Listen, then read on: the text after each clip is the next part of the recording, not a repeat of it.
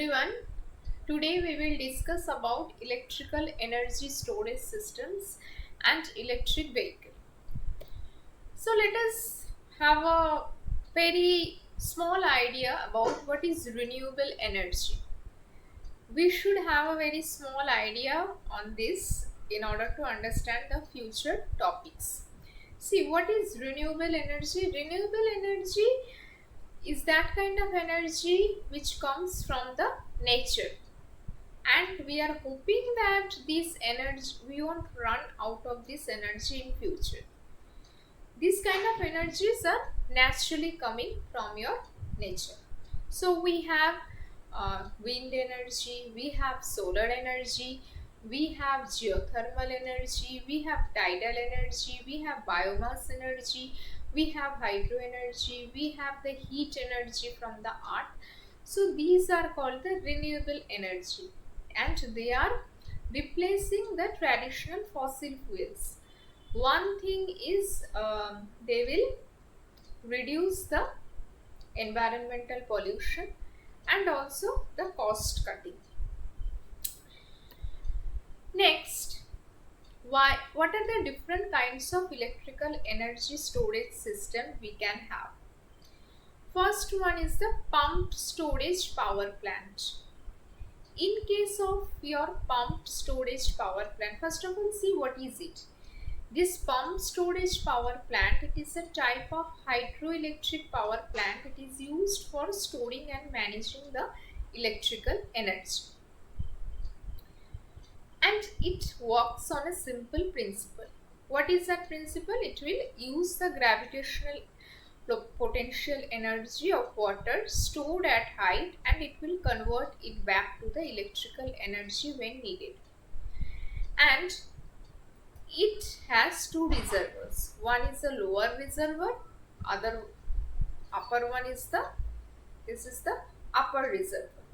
Okay, and this entire system, it will work based on two modes.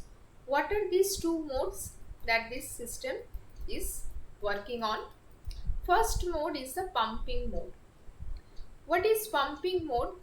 When the electricity demand is low, the excess amount of electrical energy will help to pump out the water from this lower reservoir to the higher reservoir, and as a result the electrical energy will get converted to the gravitational energy. Alright. Now let's say when the electricity demand is very high, in that case the water from the upper reservoir, it will get released, and as the water is falling down, so this water, it will drive the turbine, and with this turbine a generator is connected. Alright, so as the water flows down, it drives the turbines connected to the generators, and it will produce the electricity. So this is your pump storage power plant. Now what it will do? It helps balance supply and demand on the electrical grid. It stores excess energy produced by renewables like solar or wind when the electricity demand is low, and it will provide quick response power during peak loads or emergencies. So, what are the features of these pumped storage power plant? Efficiency. The efficiency of this system is 70 to 80%. Capacity, it can store large amount of energy up to this several GWh. Response time of this system is very fast, and lifespan is very high, 60 to 80 years. So what it is doing? It is using the excess electricity to pump the water in the upper reservoir, and that means it is converting the electrical energy to the gravitational energy, and that means this task is all about to store energy. And when the electricity demand is very high, then it will release the water from that upper reservoir to generate the electricity. So it is nothing but like a giant battery using water and gravity instead of chemicals. So what is the another kind of battery storage system we can have? See, in electric vehicles these days we mostly use the lithium ion battery. So in lithium ion battery what we have? It has two electrodes. One is the cathode, which is the positive electrode. Another one is the anode, which is the negative electrode. Cathode is made up of the aluminium wire with lithium compounds. So what kind of lithium compound? Lithium iron phosphate. Alright. And this anode, it is made up of copper wire which is graphite coated. And these cathode and anode, they are separated by a separator, plastic separator. This is nothing but a polyethylene or polypropylene. Now here we have the electrolyte. Okay, electrolyte, it is made up of the lithium salt. We know battery is nothing but a collection of one or more cells and whose chemical reactions it will create a flow of electrons.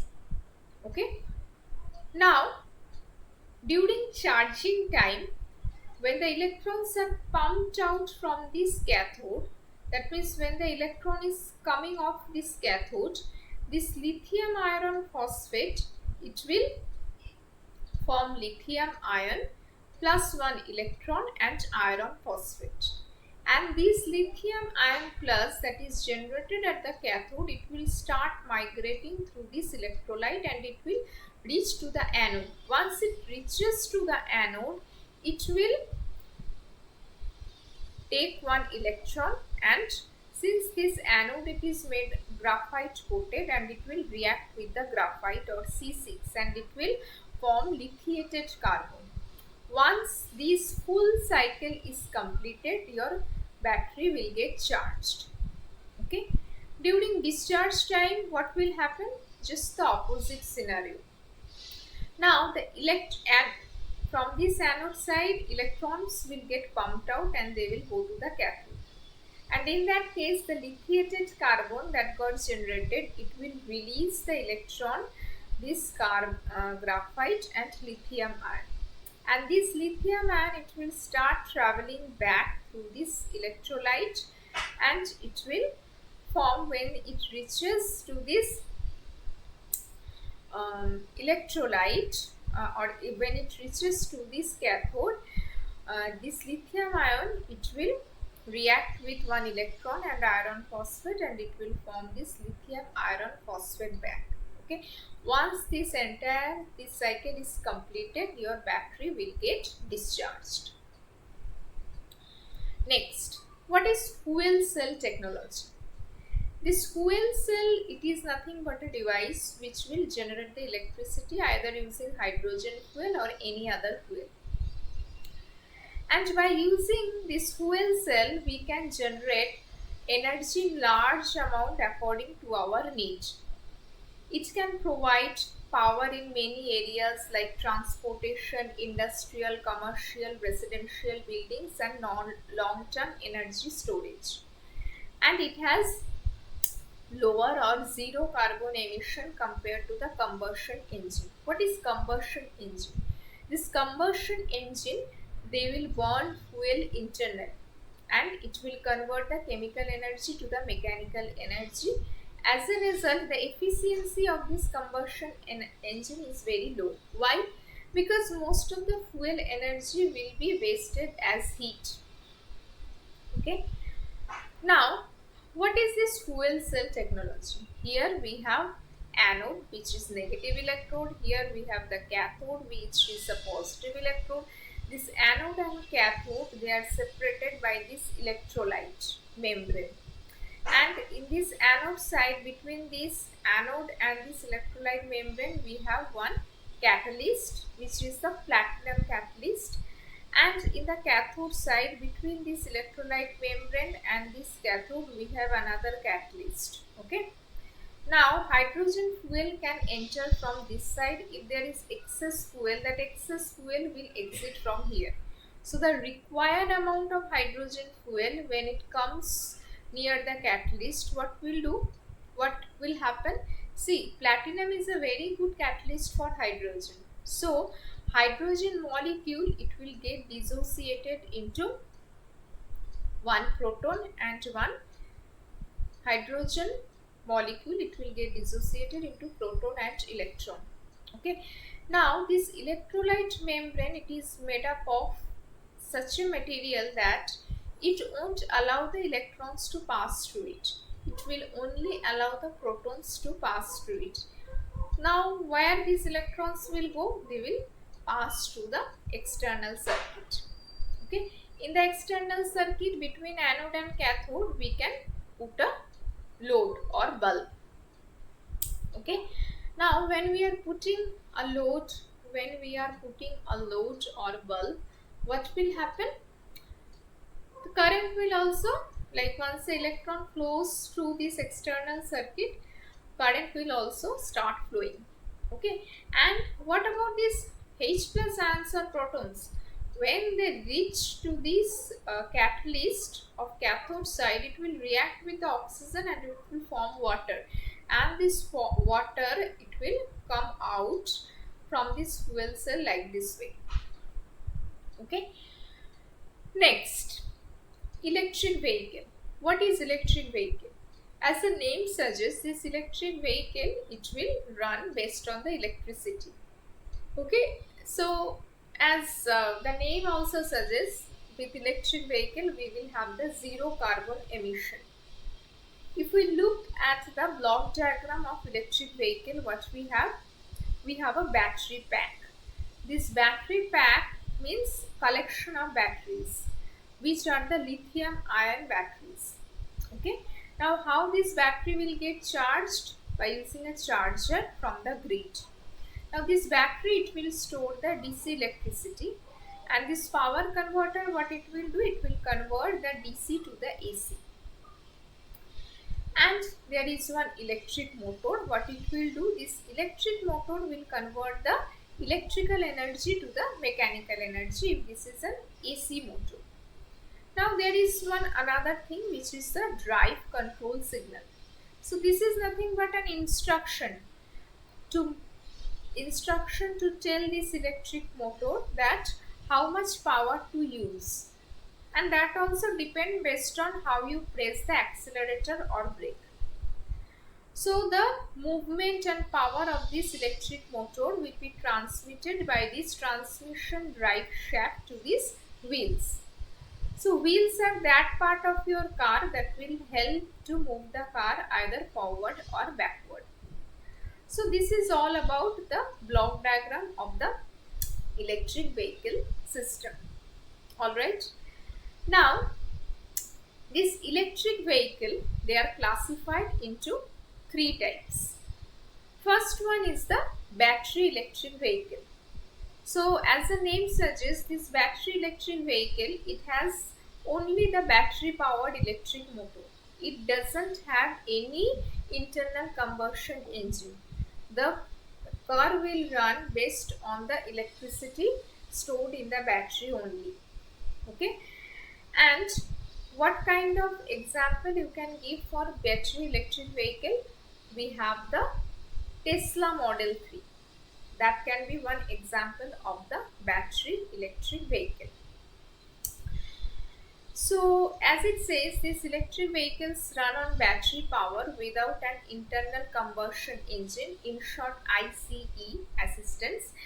They can run much faster on a single charge than hybrid vehicles.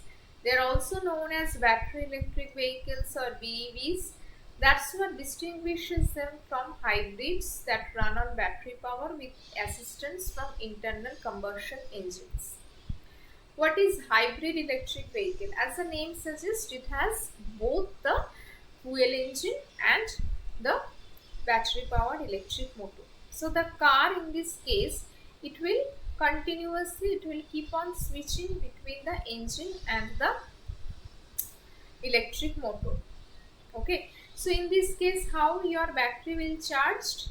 Depending upon the regenerative braking. What is regenerative braking? It is a system that will convert the kinetic energy of a moving vehicle to the electrical energy. And that electrical energy you can store it to charge your battery. Okay. So this regenerative braking, it will store the kinetic energy used to stop the car to charge its battery and help the internal combustion engine accelerate the vehicle. So in order to charge the battery in this kind of car, we don't need to plug it in. Using the regenerative braking only, the batteries will get charged for this kind of HEV or hybrid electric vehicle. What is the example for hybrid electric vehicle? We have the Toyota Prius hybrid. They are the example of HEV. So the last type of electric vehicle is PHEV or plug-in hybrid electric vehicle.